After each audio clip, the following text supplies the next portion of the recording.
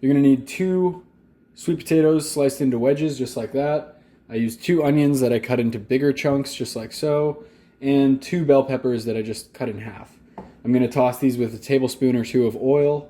I use extra virgin olive oil, a little bit of salt to season it, and then I'm gonna place it on a greased baking tray into a 425-degree oven for 15 minutes.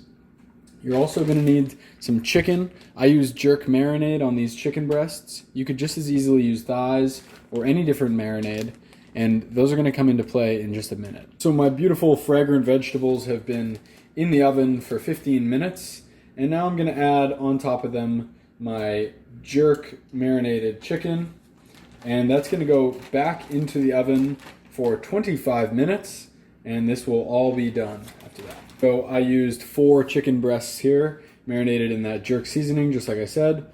And after 25 minutes of this in the oven, it'll be ready to go.